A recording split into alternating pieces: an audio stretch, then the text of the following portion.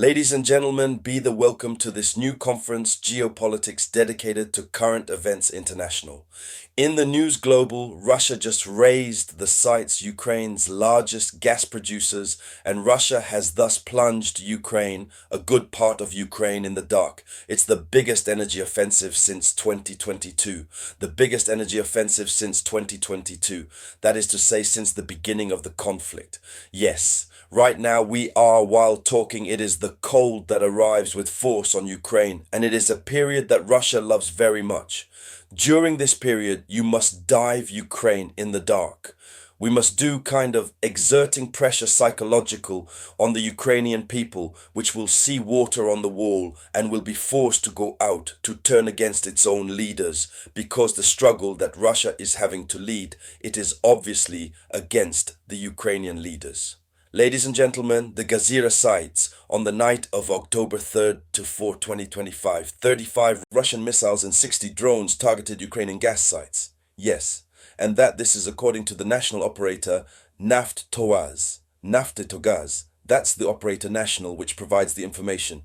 35 missiles and 60 drones targeted all Ukrainian gas sites.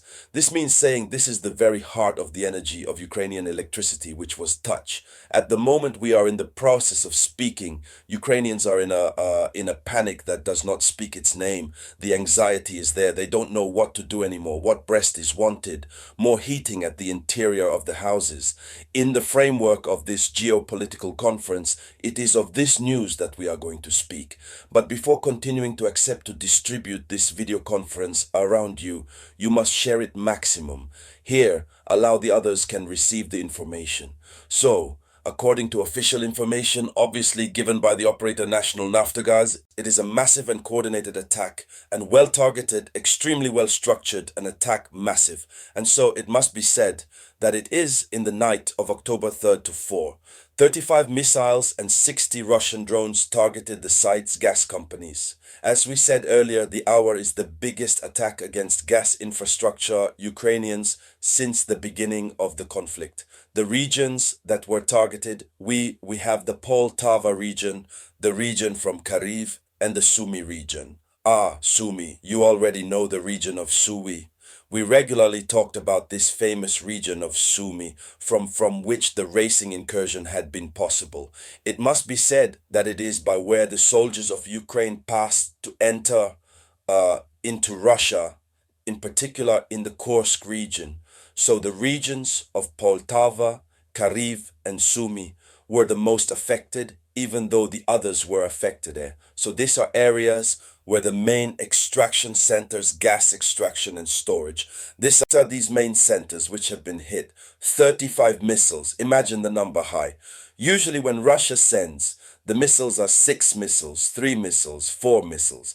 The last one times that Russia sent a lot of missiles, it was 40 missiles. This time it's 35. And we're talking about the gas sites. When a missile falls, where a drone falls, there is an explosion automatically. There you go. On these sites, gas already, you see heads of death. You are told danger of death, danger of death. So even a small fire, that destroyed everything. So the local authorities are talking of multiple explosions, that there were several explosions followed by fires giants. These are gas sites when it just falls. No, it's these giant fires. The Air Force Ukrainian obviously affirmed having intercepted some of the drones, but several installations are destroyed. That is to say, Ukraine isn't being ruined. Ukraine isn't being ashes. Yes, and if no one can make the effort necessary to stop this war, but listen, we will learn that had a Ukraine that existed, but that no longer exists. Of course, that the business of war, this is what makes them happy, because many have already started thinking about the reconstruction of Ukraine. It is necessary to destroy everything and then rebuild. It is money that rebuilds. But the human lives, the souls that are in going to eternal rest, we can't rebuild them. We can't rebuild them. Unfortunately, many find pecuniary interest in the continuity of the conflict. Let's go into the depths, young ladies and gentlemen. Yes. So the strategic objective of this strike, it's the weapon of cold. The weapon of cold. The Kremlin seeks to plunge Ukraine in a winter without energy in war, as in war. It is winter, is the cold period. Ukraine must be submerged in the dark.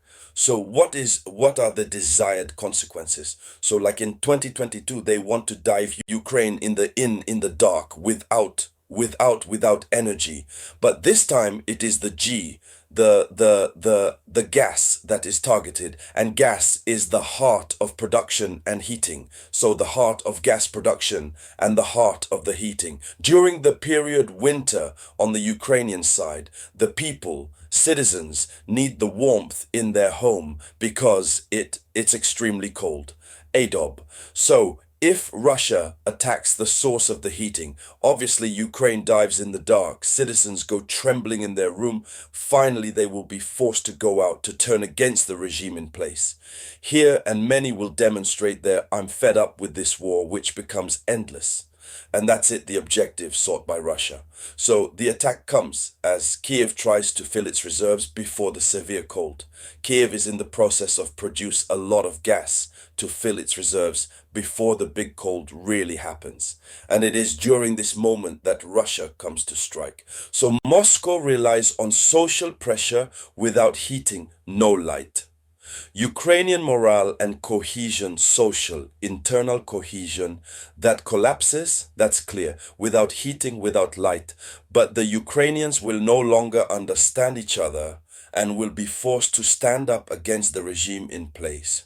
So according to many of experts, it is a strategy psychological total war. The cold is therefore considered the weapon of war that Russia is coming to use. There you go. Use the cold to push citizens to rebel, to revolt against the regime in place. So finally, in Ukraine, there is fear of a blackout. Yes, there is a national mobilization which is engaged. The Center Naftogaz national operation has activated emergency stocks and asked the population to save energy. You have to save. There you go. And the government promised to repair as soon as possible, as quickly as possible. But the repair takes a lot of months. That's the first problem. The second problem is that they can stay repairing. Russia strike again. So all this makes the complicated situation for Ukraine. And so, young ladies and gentlemen, that was the front page of international news. Thank you for the share as much as possible. I'll get back to you soon with news. It was, of course, the voice of your humble servant, the Samurai.